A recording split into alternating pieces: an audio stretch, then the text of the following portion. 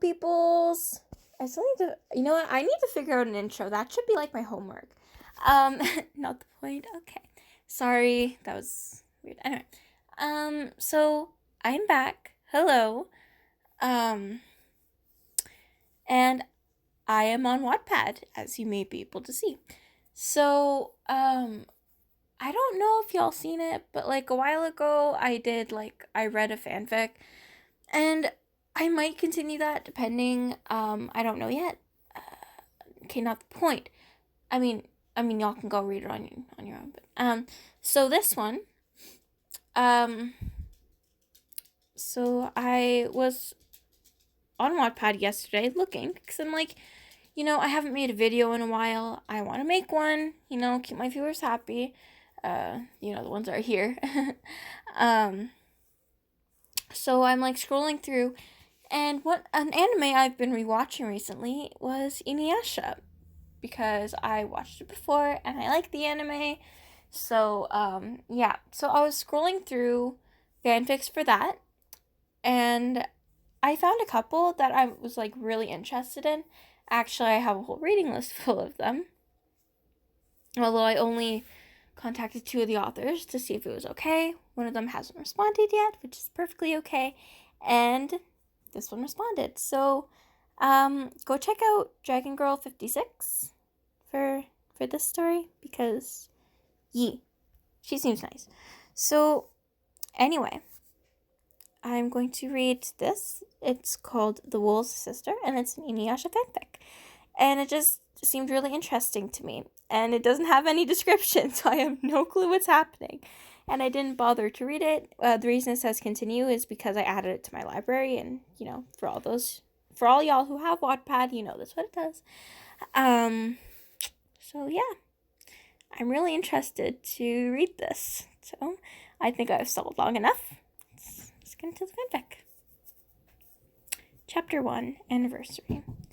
There is something at the top, and I don't want to click it because it might be copyright, and I don't want to get copyright claimed, because yeah, I don't want to get copyright strike. So I don't even know. Okay, that's what that is. So now y'all know. Yeah. Anyway, sorry, I talk too much, and I apologize in advance if I completely mess up with my English, because I do that all the time. It's great. Chapter 1, Anniversary. Koga looked around at his surroundings. He didn't remember how he had gotten there, but somehow he was now in a field. It was the middle of the night, and the moon was full and high in the sky, shining brightly. What the hell is this? Where am I? That thought ran through his head until he noticed the flowers that scattered the ground below him. The flowers were glowing bright, vibrant colors in the moonlight, such as pink, purple, green, orange, and yellow. At that moment, he realized where he was. His suspicions were proven true when he saw a small girl around the age of 9 dancing around in the flowers. Luna.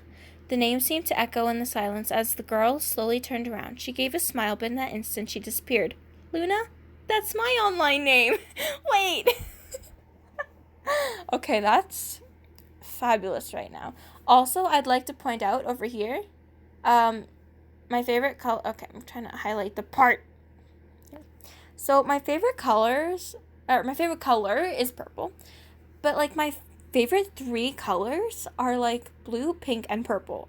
And I have there are 2 of them there. So, Author Chan, you are amazing. You picked 2 of the best colors. And then I love green, orange, and yellow as well. So yeah, be good.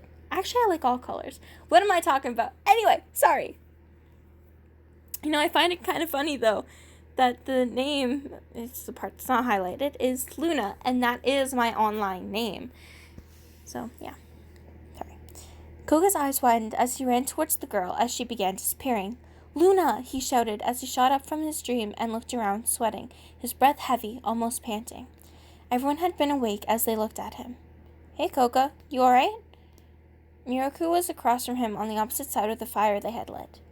Yeah, you look like you were having a nightmare. Kagame was sitting beside him, not close, but almost. Koga looked at them all, then slowly calmed his breathing and stood up. Again, I'm sorry, I tend to mess up my words. Yes, I'm fine. It was just a dream, he whispered the last part, almost longingly, which made everyone else wonder. Was he lying? Okay, I can read that better. Okay, wait. Yes, I'm fine. It's just a dream. He whispered the last part almost longingly, which made everyone else wonder. Was he lying? There we go. I got it. We good. We good. I'm sorry. I'm weird. Ginta, a wolf demon with very short black hair and a white, almost flame-like hair on the front of his head, and a Hakaku, another wolf demon with a slightly looked at Koga. Whoa, wait, okay. With a slightly what? With a slightly looked at Koga from their place a bit away from the fire. Okay, I am very confused with that sentence, but that's okay. Also, I think I butchered that name, Hakaku or whatever, because I don't actually know how it's pronounced. Because I don't remember if it was even said in the thing, and if it was, like I said, I don't remember. Anyway. They had sympathy in their eyes. They knew he was lying, but they could only guess what his dream was. Is it that day already? Ginta's voice was quiet as he looked at his comrade Hakaku, who only gave a small nod. Yeah, I guess so. I didn't think it would be for a few weeks. They both let out a sad sigh and then noticed Koga begin to walk away with a sad expression on his face he was trying to hide. Koga, where are you going? I'll be back later. I'm just going for a walk. He didn't stop walking and only gave Hakaku and Ginta a look as they almost stood up. You two stay. I want to be alone. They froze slightly, about to argue until they saw the sadness and held back tears in his eyes. That's when they gave a slow nod and sat back down. When he was far out of everyone's view, Kagame, Miroku, Sango, and Chipo all looked at Ginta,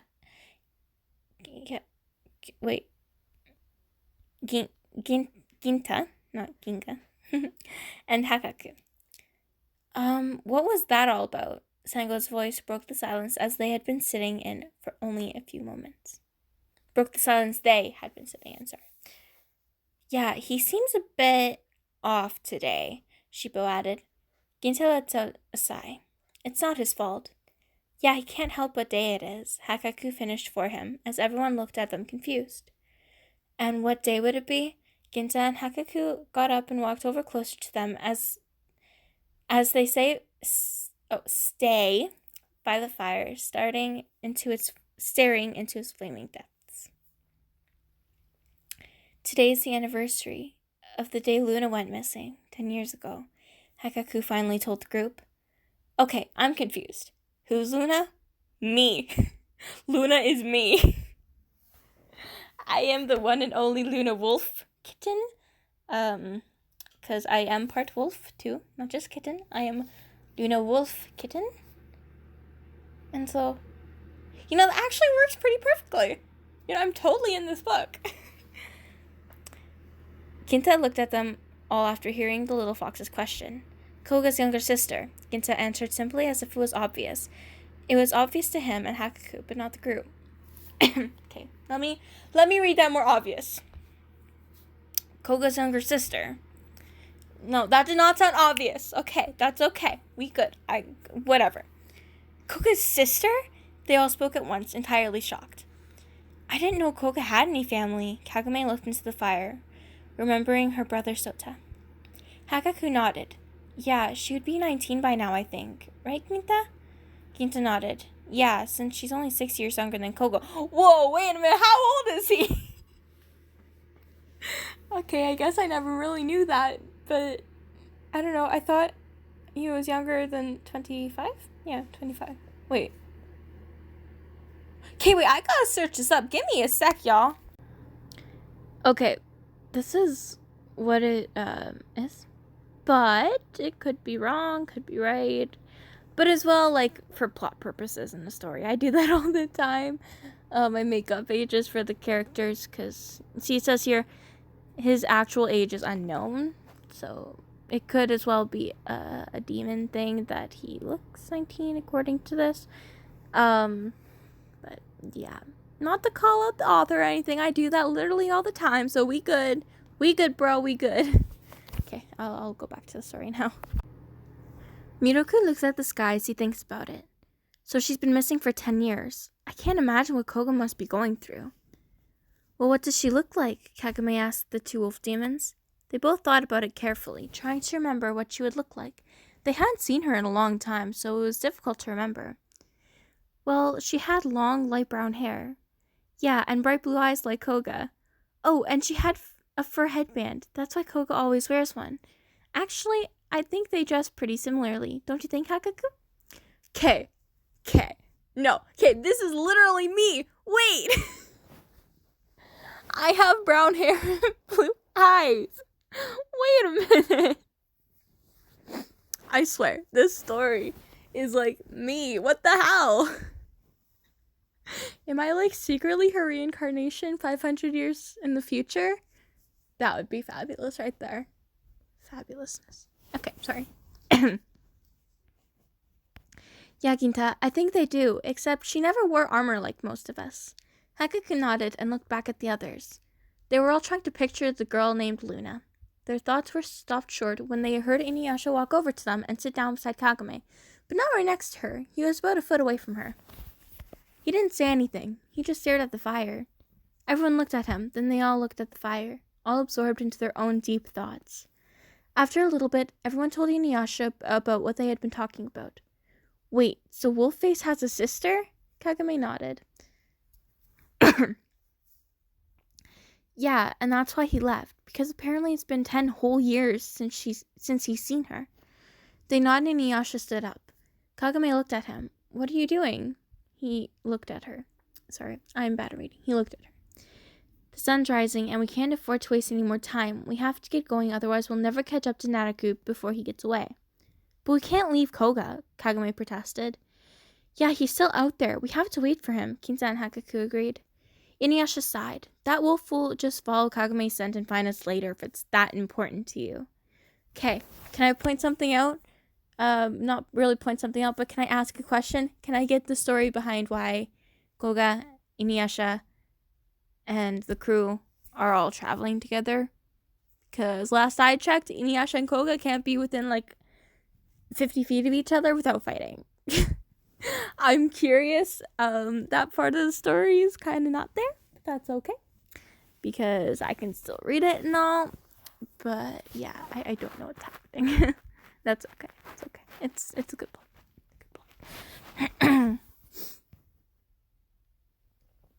Sorry, I'm just trying to find where I am.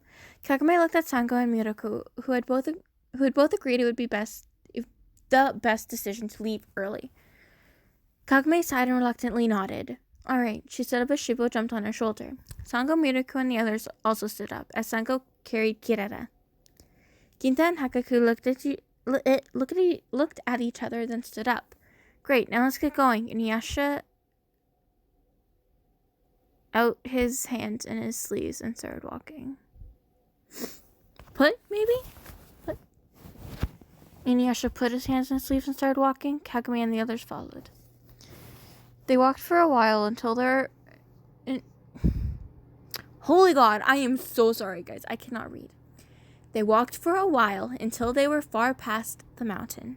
Ginta and Hakaku kept getting more and more worried about Koga, but both knew he could handle himself quite easily. InuYasha slowly stopped after he smelled something odd. Kagame stopped and looked at him. What is InuYasha? What is it, InuYasha? He sniffed the air. Do you smell that? It smells like a wolf. Is it Koga? Kagame asked curiously. He shook his head. No, it's different from Wolfface. This one smells like him, but not exactly. Ginta and Hakaku sniffed the air. Hey, he's right, Hakaku nodded. Yeah, I feel like I know this scent. Yeah, so do I, but from where? Hakaku shrugged. Kagame looked around and then noticed something in the sky. Look up there! Everyone looked up to see a very extra large black horse with purple lightning mane and a tail, floating on small clouds, one on each hoof. What is that? Miroku tries to make out the horse better. I'm not sure, but I think it's a demon horse. Sango got ready to throw her Hirai Katsu, and Kagome suddenly yelled, "Wait, there's someone on the horse!" Everyone looked at her, and then at the horse, closely as they noticed what looked to be a girl unconscious on the horse's back. Then they noticed there was a horde of demons following the horse, almost gaining on it. We have to save her. Kirita transformed big, and Sango jumped on her back and flew up towards the horse and flew beside it as InuYasha, Miraku, and Kagome took care of the demons. At closer look, the horse was twice the size of a normal horse, and it had a muzzle covering its mouth with reins on it that led to the girl. She also got a closer look at the girl. She was wearing what looked to be wolf fur, like the wolf demons wore. She had long, chestnut hair with pointed ears. Sango gently took the girl off the back of the horse and put her on Kirita, as she grabbed the reins of the horse and led it down to the ground with her, Kirita, and the girl. Once they were safely on the ground, Miraku grabbed the reins of the demon horse and started trying to escape. InuYasha put Kagome behind him, just in case the horse went crazy. Kagome ignored that and went straight over to the girl on Kirita's back. At closer inspection, she had deep sword marks, some on her back and some on her arms and legs, which made Kagome cover her mouth to hide a gasp. Miraku and everyone else looked at the girl in shock. Oh my gosh, what could have happened to her? Kagome was utterly shocked that the girl was even still breathing.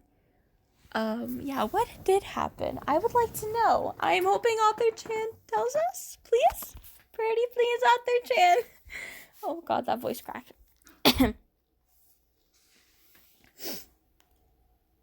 Ginta and Hakaku stayed back as they both stared at the girl and tried to figure something out. Hey Ginta, doesn't she look familiar? Hakaku whispers. Yeah, I feel like I know her, but I can't put my finger on exactly from where. Same here.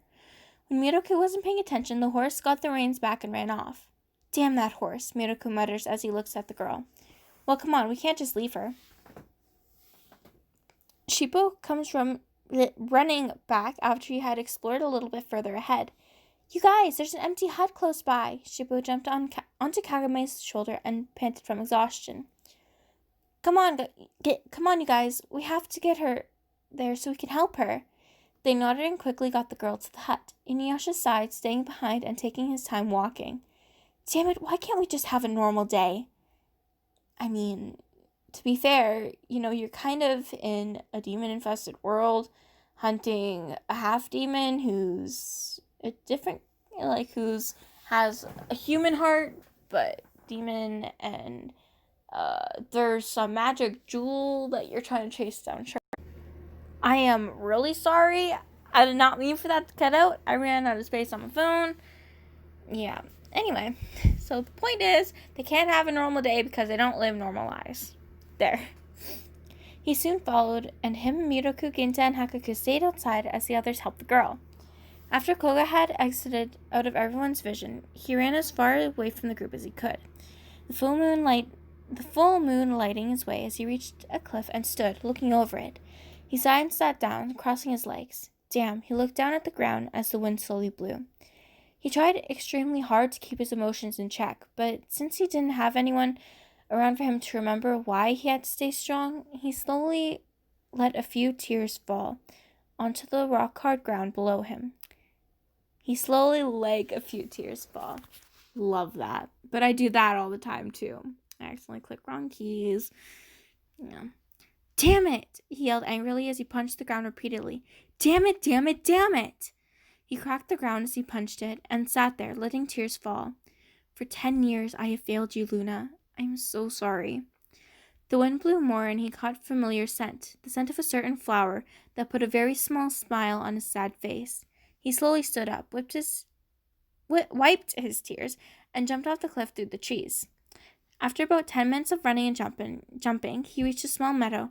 It was covered in flowers just like from his dream, all colors, like pink, purple, green, orange, and yellow. They glowed brightly in the light of the full moon. The wind blew the petals around, making it look like a cloud of glowing flower petals. He breathed in the scent of the flowers, and carefully closed his eyes. Memories of him and his sister playing in the field rushed to his mind. He sat down and let the flower scent relax him. He closed his eyes and laid in the flowers until morning. Once the sun rose, the flowers slowly lost their glow. They were still vibrant colors, but not as much as before. He reluctantly stood up and began walking. He knew that everyone would most likely be on their way, and that Ginta and Hakaku would be with them. So he made his way back to where he had last left everyone, taking his time, and when he got there, it was around noon. Once he arrived there, he followed Kagame-san to where they were. Okay, point out. InuYasha predicted it. He followed Kagame-san, just like it said before. Hashtag foreshadowing. Love that. I mean, like, it just makes sense, though, because it's not going to be like, and he followed the scent of the path, because, the path, it totally isn't, like, completely around him. I don't know what I'm saying. I'm sorry. On his way, he noticed a pack of demons all grouped together in the sky, as if they were following something, or someone. He shrugged it off. Stupid demons, always after something. He watched the demons disappear and realized how long it was taking him. Damn it, I better get going. He took off running towards Kagame and the other scents. Once he started getting closer, he came to a sudden stop when he got a hint of a scent he hadn't smelt in years. Okay, he can catch up to Kagame and InuYasha and all them in, like, mere moments. He has those jewel shards. So, it's it. You shouldn't be like, oh shoot, I have to catch up or else he'll get too far ahead, because he can run like 50,000 times faster than them probably. What the hell is this? It's Luna's scent. No, it can't be. She's been gone for too long. Then again, he decided not to chance it as he ran faster. Her scent is mixed with the other scents. That means she's with them. Don't worry, Luna, your brother's on his way. After 20 minutes of running, he stopped in front of a hut where Miroku, InuYasha, Ginta, and Hakaku were sitting outside. Ginta and Hakaku looked at Koga and smiled. Yay, Koga's back! Finally, we were starting to worry about you. Yeah, whatever. I need to know. Kagame came out of the hut and sighed as she looked at the others and noticed Koga. Oh, Koga, you're back. That's good. There's someone that wants to see you. Sango and Shippo also walked out of the hut and looked at Koga, who was beyond confused. Who? Everyone looked at each other, then at him as slowly said, Luna. Okay, so I think I'll go to the next chapter, and I think that's all I have time for. These chapters are pretty long, which I actually like, because that means that you can fit a lot into a chapter, and when there's not like 50,000 chapters, you still have a lot of content. So yes, follow. Okay, let me just hide that advertisement right there. Follow Wolf Girl / Dragon Girl 56, because like the story is actually pretty good so far. So, chapter 2, Luna the Wolf Demon. Koga froze and Kagame said her. Koga froze and Kagame said her say it. Okay. You better not be joking. I am in no mood for a joke. He was hoping it would be true. He felt it in his heart. He felt it in his heart. It was that it was. Whoa. Okay. But he also had the one part of him that worried it wasn't. Kagame stepped to the side of the door. Go see for yourself. But I'll warn you, she's got some injuries that don't look good. Koga gulped and took a deep breath. He slowly walked towards the hut door and slowly entered the hut. InuYasha considered making fun of Koga, but he knew better than to mess with someone when they finally found someone they had been looking for. Thank you, InuYasha, for having a brain. Thank you. Koga entered the hut, and what he saw made him hold in a small gasp of shock. He saw a girl with long chestnut hair, with pointy ears and a fur headband, exactly like the one he wore. He also noticed she had bandages covering her upper body and parts of her arm and legs. He also saw her tail that was slightly longer than his. He sat slowly beside the girl and held in his tears as he whispered, "It is you, Luna." Hearing her name, the girl's eyes slowly began to open. She gave a slight groan as her bright blue eyes slowly opened to look at Koga. When she woke up, Koga froze in place. The girl looked at Koga, and a small smile appeared on her weak face. "Do you know who I am?" She asked, since it had been a long time since they had seen each other. He almost broke into tears when he saw her nod. Oh, he asked, since, how could I forget my big brother? Hearing those words made a few tears fall, but he quickly wiped them away. I missed you, sis. I missed you too. He slowly and gently hugged her, and she weakly hugged him back. What happened to you? He asked as he pulled back, and she smiles. That day or now? He chuckles. Well, I want to know both, but the one right now is the one I was asking about. She gave a faint smile.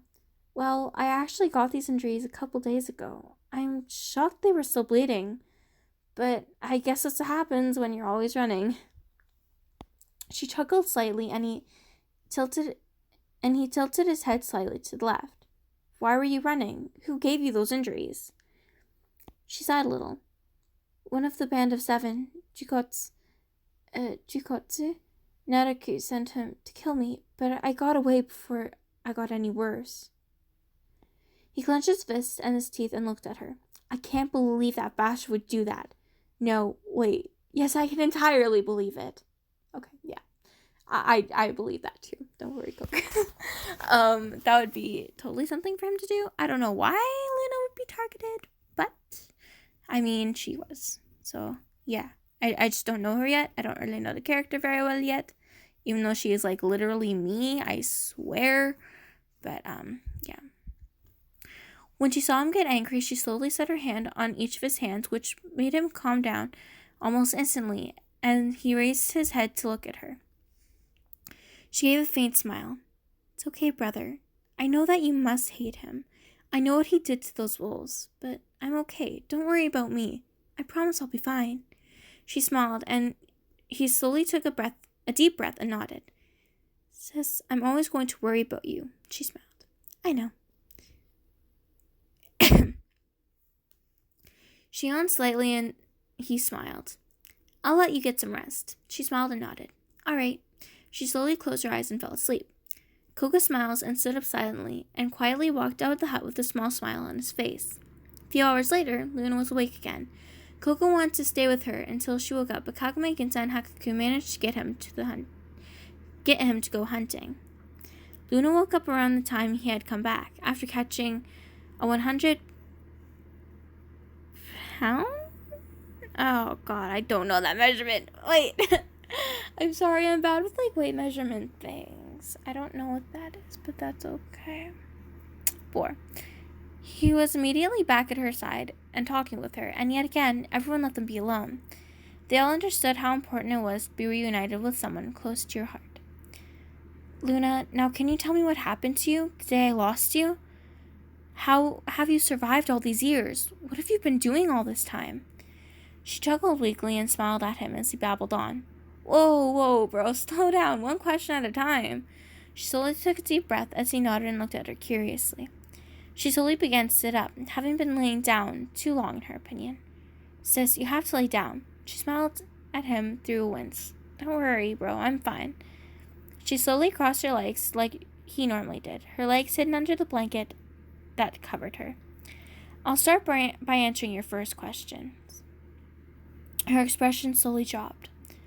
When I was playing in the flowers, I suddenly saw a glimmering light. It looked as if a butterfly had gotten the pollen from the flowers stuck on its wings and was glowing as brightly and as beautifully as the flowers themselves. Being only 9 years of age at the time, it caught my attention right away. I ran towards it when you weren't looking, and when I had finally caught up to it, a group of bandits found me. They took me and held me captive for several weeks. She slowly closed her eyes, her hands shaking slightly. Koga, seeing her shaky hands, set his hands upon hers, which made her slowly calm down. She slowly continued. The only thing was, the bandits were set up in a hut close to Rime Valley, where the Thunder Demon tribe lived.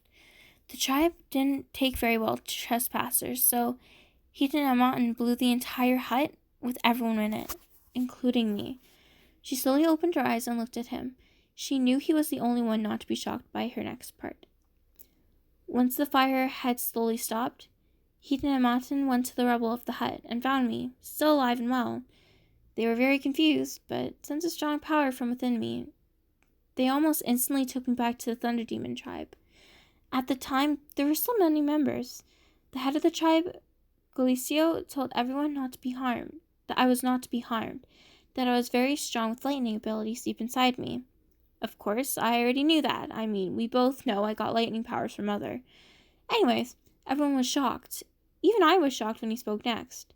He said, "This girl is to be the next Lightning Empress. We must treat her with respect and train her in our ways." Then everyone somehow accepted that almost instantly. It took me a while to get used to it, but I felt like I was at home in that tribe. Of course, all I wanted to do was track down you and the herd, but I also wanted to find out more about my abilities. I spent 8 years there, until almost everyone there was gone. A small tear fell down her cheek. Koga instantly wiped the tear.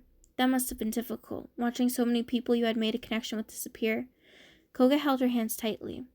Luna sniffled and nodded as she wiped her eyes and looked at him with bright blue eyes. "But it's okay now. I found you." She slowly hugged Koga, which made a smile appear on his wolfish features. Likewise, he slowly hugged her back, and they both smelled someone cooking the boar, which made a great big smile appear on Luna's face. "Do I smell boar?" He chuckled and nodded. "Yes, it should be done soon." She nodded and slowly tried to stand up. "Sis, don't push yourself." "Bro, it's okay. You know I can't sit around much." He smiled slightly. "Still, I don't want you hurting yourself first." That didn't stop Luna from standing up through the slight pain she felt. "Pain is nothing." Koga sighed and helped Luna stand as they both slowly walked out of the hut, much to everyone's surprise. All eyes were on the female wolf demon, whose eyes held the sky, with a few dark clouds covering the sunlight. "Hey, it seems you're better," Ginta spoke up. "Yeah, it's nice seeing you again, Luna." Hakuka gave a smile as Luna gave a small smile back. "Sorry, I can't talk."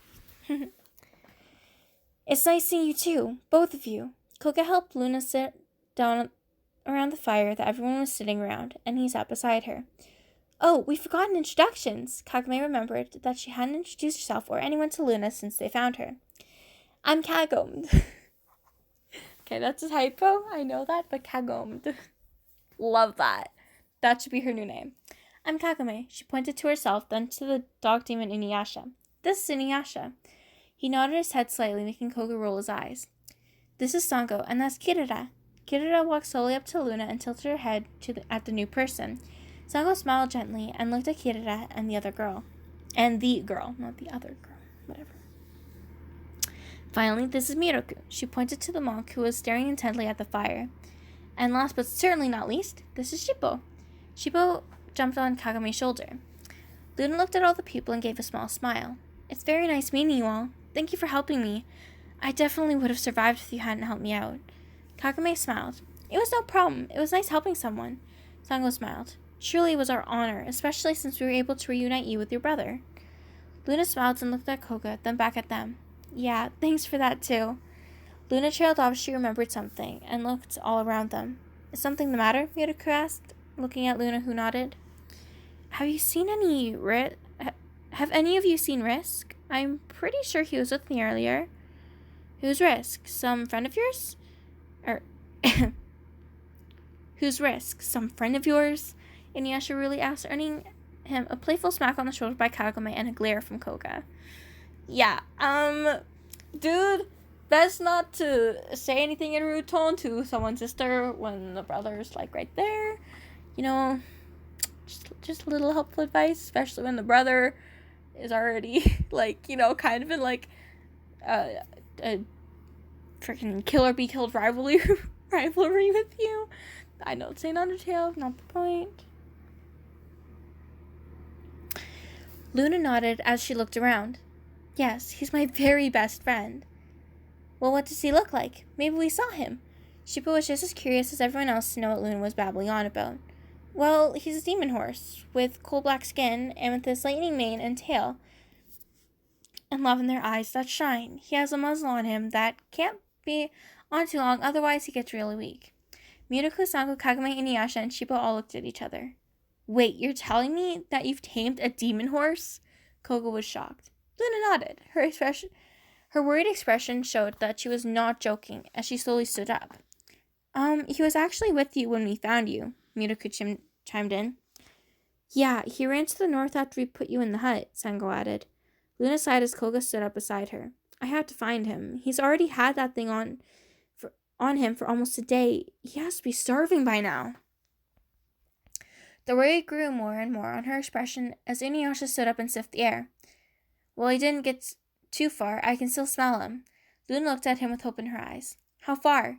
InuYasha looked at her confused. Don't wolves have the same sense of smell as dogs? Why can't you just figure it out? Why is InuYasha so damn rude? Holy! Again, InuYasha was being rude, which earned him his least favorite thing. Thank you, Kagome. InuYasha, sit. His face planted deep into the ground with a groan. Luna sighed as she looked toward the north. My sense of smell was damaged a while ago, so it's not as good as it should be. She remembered something. But I don't need smell to track him. She slowly pulled out a leaf from her pocket on her skirt.